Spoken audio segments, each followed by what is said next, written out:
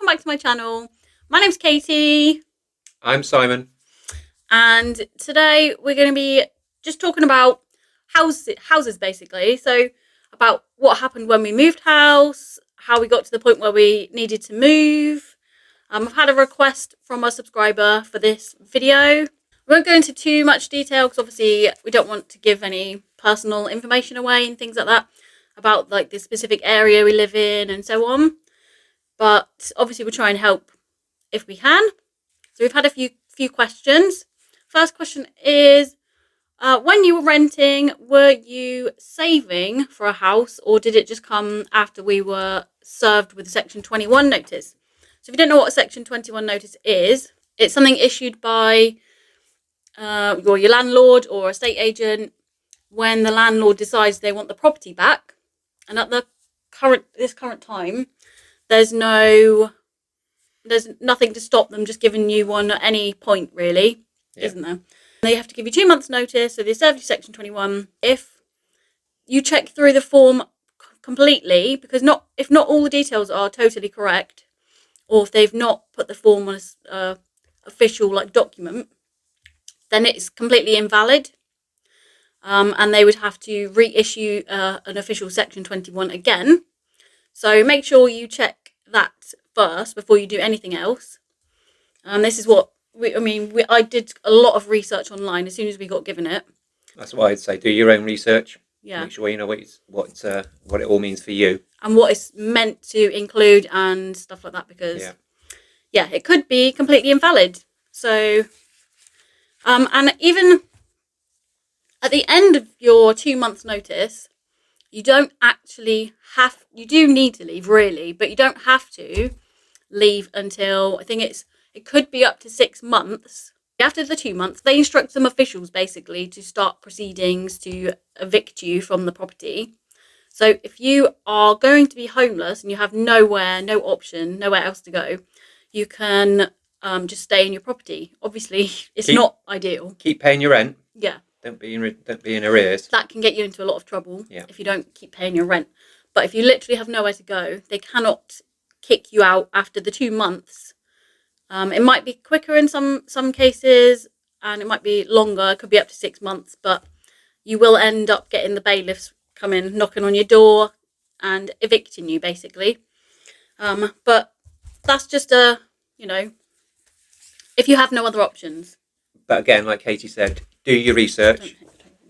Make sure that it's okay and you know what you're talking about. So if you do need to get in contact with the agents, which I did on many occasions, unfortunately not being very happy about it and blaming them and them not doing anything for us, even though we've been there for how long? 9.5 years and paid the rent every month. But there we go. Sometimes, I think estate agents are usually on the landlord side. They're the ones that are actually paying them.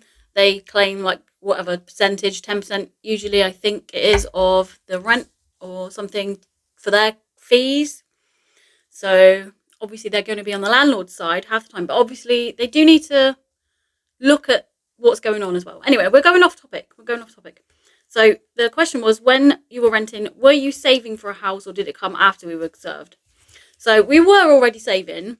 Our initial plans were, we didn't have a lot of money spare. We were saving what we could. And I had a lifetime ISA, which we actually didn't have for that long. But you can put up to £4,000 a year in a lifetime ISA. You need to be between the ages of 18 and 39 to open one. I think you can pay into it up until you're about 50 or 50 something, and you can only use that lifetime ISA for buying your first property. So we have had a house before, quite a few years ago, which was in your name. Yeah. But because I hadn't owned a house on paper before, I could use this lifetime ISA that was in my name to put towards the deposit, basically. So £4,000 a year you can pay in. The government also contribute towards that. So if you put £4,000 in, they can contribute £1,000 for every £4,000. So if you are eligible for this type of account, I would 100% recommend it. You can open it for just £1 to start with, and then decide if you want to use it later on. But it's always worth it. I'm definitely going to recommend that my children open these accounts as well. So we were saving for a few years. We didn't obviously have enough money, and our initial plan was to save for a few more years, and then hopefully we'll have built up enough for a deposit. So this kind of came out of the blue, didn't it, really? Absolutely. We weren't expecting it, and we were forced really to look into options of buying sooner than we'd hoped to, or rent again, which we really didn't want to do. We didn't want to find somewhere else to rent, and obviously we've got a dog. Not a lot of places accept dogs, do they? No. So. And rents, I think nowadays are Yeah. extortionate for what you're getting. Yep, which we think is actually the reason they wanted us out, because they'd already put the rent. You're only allowed to put the rent up once in a year, and they had already put the rent up for us that year. So their way of being able to increase the rent even more was to kick us out, get somebody new in, and bump the rent up in between. So that is what they did, even though they assured us they were not going to re-rent it. It was family problems and they were moving back in. Anyway, that's a whole other story. So we were saving beforehand. We didn't have a massive amount built up. Another question: did you manage to stay local to the area for friends, family, and things? We did. Because of my sight problems, I wanted to stay in the area that we were in before. We did look a little further afield, but not very far out. As soon as we got served the Section 21, we started looking, didn't we? Yeah, had to. Yeah, so Didn't have a choice. No, so yeah, my immediate family live quite close. It's just I find it easier for me, and because I can't drive, so I can get there easily. Whereas you can drive. Your dad lives a little further out. Yeah, my brother lives further out than that, so. So yeah, basically we did manage to stay local for friends and family, but it wasn't necessarily for that. If we'd have moved somewhere else, there is a good bus route near us as well. So if I needed to get transport for whatever reason, I could potentially get the bus. If I need to go somewhere, I could have somebody with me, even if it was one of the children, just to make sure that I was okay, because I don't tend to go out on my own. So being near a bus route was kind of important, and near family for me to be able to get to. So yeah, like we said, we didn't really look anywhere else, to be honest with you. Another one, was it costings or lack of property in your area that you went for a 2-bed instead of 3? It was both, basically. Around where we are, not a lot of properties come up for sale that often, do they? No, not at all. And like I've said before, we weren't really looking at any other area. And it just happens that this house that we're in now is the one that came up the soonest. And we jumped at the chance to view it. And, we looked at 2 others, didn't we? Yeah, absolutely. We had to. We looked at 2 others a tiny little bit further away from where we are now. And because we were in a position where we had to move, we were considering these 2 houses, even though they weren't right. One of them wasn't even standard construction. Yeah. So that's a repossession by the bank. But it's also the top floor was like I don't know, it wasn't even level, was it? No. It wasn't even level. Wonky. So it needed so much doing to it. It needed I don't know how much it would have cost to put into that house, but a lot more. But because we were in a position where we didn't know what we were going to do, we actually did consider it. And there was another one as well in the same sort of area as that one that we looked at, but it was actually a bit smaller, I think, than the one that we're in now. And they wanted more. It was more expensive. It was done up a bit nicer, but it's not everybody's taste. Exactly. Though, just because something's done up doesn't mean you like it. So yeah, that is partly why we went for a 2-bed instead of a 3-bed, because there were no 3 beds in this area available. And also the girls, even though we lived in a 3-bed before, the girls shared a room. They preferred to share a room and to use the 3rd bedroom for all of their stuff. And there was plenty of it. Yeah. And there's still plenty of it. Yeah. But they're more than happy to share a room anyway. But we like we said, we've got plans here for them both having their own rooms anyway. So we do have plans in the works for that. But yeah, costings wise, this was definitely more affordable for us, obviously, than a 3-bed would have been if one had have come up. But it was obviously availability first. If a 3-bed had come up, I think we'd have definitely tried to get it if we could. Yeah. But yeah. Didn't, and we haven't. So we are. And actually, I'm quite happy here. I quite like living where we live and in this house, even though it's a 2-bed. You know, the girls are older; they're not going to be living at home forever. Maybe. Yay! Maybe.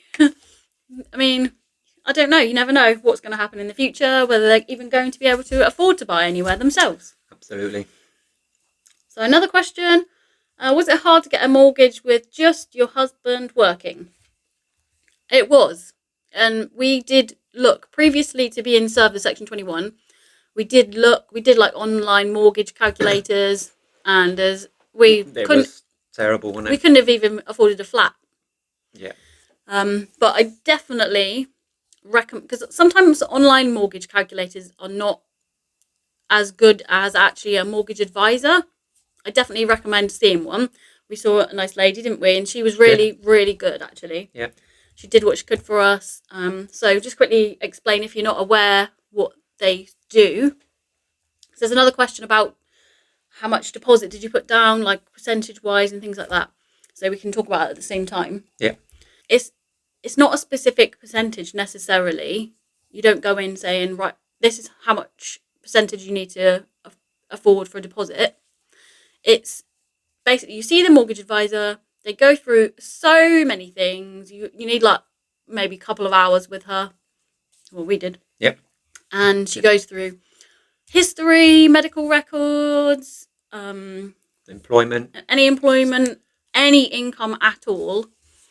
They also take age into account. So because Simon's a little bit older, I think there were potentially less options available to us, because mortgage lenders like you to have paid the mortgage off by the time you're at retirement age. You can go past that in some cases, obviously depending on your, savings and income and things like that. But they do prefer it if you can pay it off by your retirement age. So that did limit our options just a little tiny bit. And she inputs all of it into her system, and it does bring up a good list of potential lenders.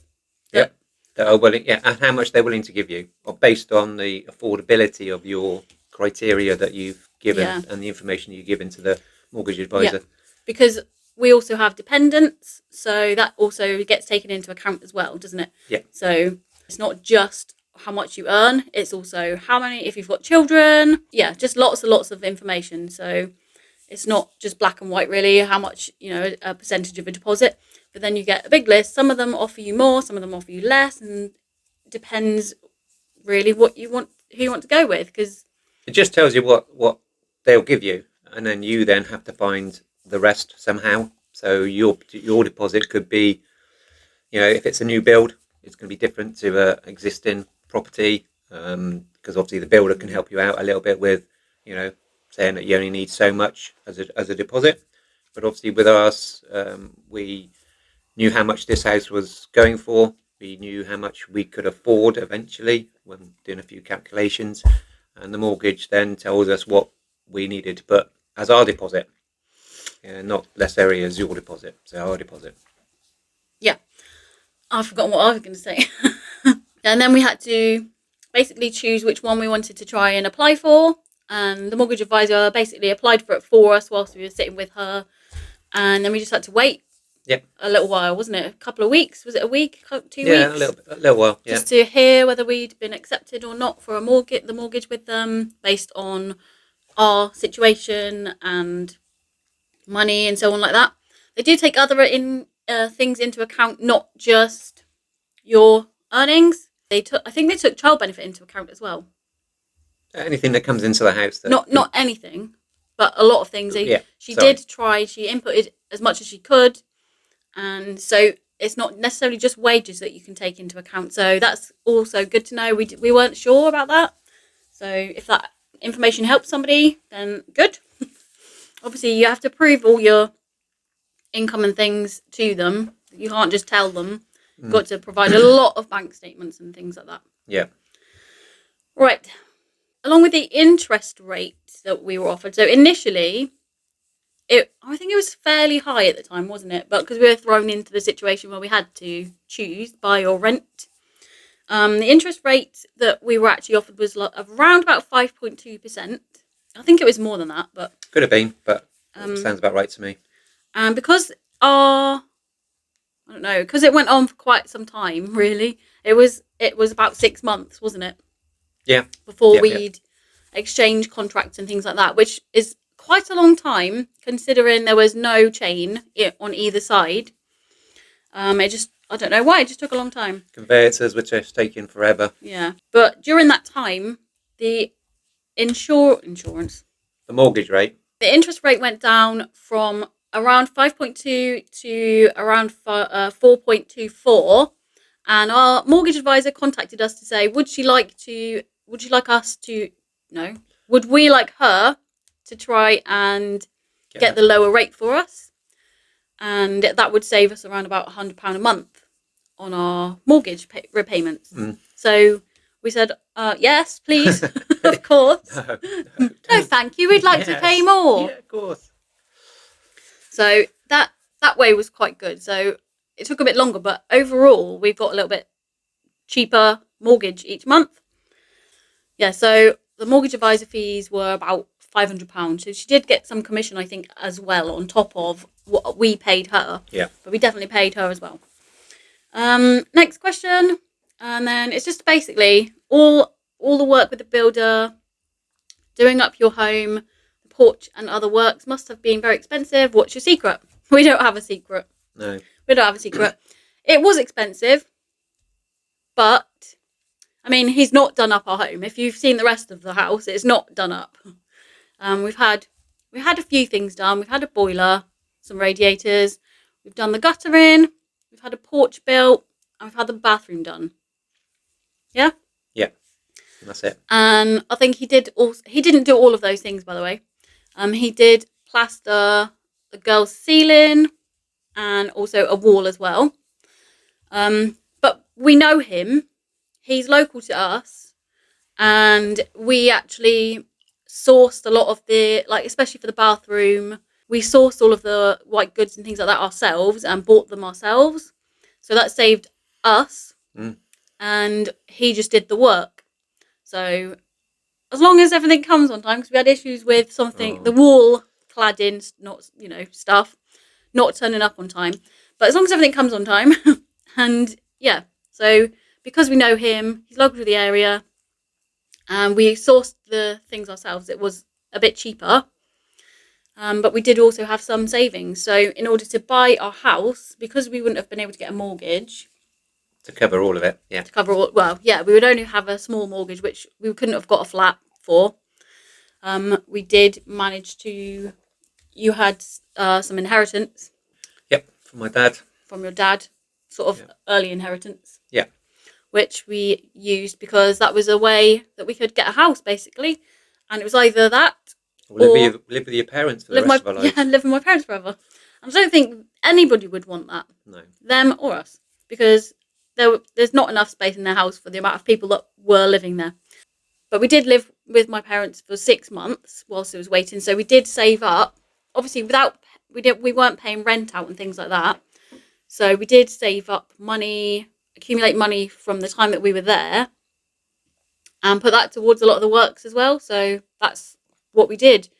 You just you find a way. You do find a way along the way. You had to be kind of creative, don't you? Absolutely, yeah. But that was the only way that we could figure out how to buy a house. Otherwise, we'd be stuck renting again, which we couldn't have afforded. A house living where we live, we're probably paying about half as much as we would for a rent, a rental property. And so obviously we don't really want to do that, because then we can save up that extra money that we would be spending out on rent and put it towards other things in the house. Absolutely. But the initial lot of money that we've used for some of the, the boiler, the guttering, because we had to get the guttering done, we had to get the boiler done. There wasn't really an option not to do that. The roof was sort of leaking with the guttering that was here, concrete guttering, and the windows. Windows. The jobs that we've had done needed doing. The porch wasn't necessarily a need, but this something that we discussed, though, wasn't it? Yeah. All along, we wanted a porch, and we don't just jump into let's do this. Yeah. We really consider and think about what we want to do. This is why we haven't done much else really yet, because we don't want to do it again. We want to do it once and then it's done, and we don't want to have to redo it. This is why we haven't painted like in the living room and things like that, because why waste money on paint now when we're going to strip the walls and have to redo it all? It just seems silly to me. Pointless. Absolutely pointless. So I just quickly want to pop in here and say that there are actually quite a few schemes and things. There's government schemes, there's bank schemes and things like that to actually help you to buy a house. They're not always the best, but there's a lot of information out there if you just do a little bit of online research and things like that. And then there was just a little comment at the end about doing it, like you could do the kitchen a little bit nicer for a bit cheaper, which definitely is in our plans. So I've been looking at some stick-on tiles, and we're thinking of painting the cupboards and also the lovely orange cork tiles. Woo-hoo. So we are planning on doing just some little things to the kitchen, just temporarily, just to make it look nice for now, because I know I've just said that we're not going to paint things for the sake of it, but the kitchen, I spend a lot of time in the kitchen and I don't like it, really. She doesn't at all. It's not my taste. And I feel like we were not going to be able to afford to get the kitchen done for a little while, like a few years probably at least.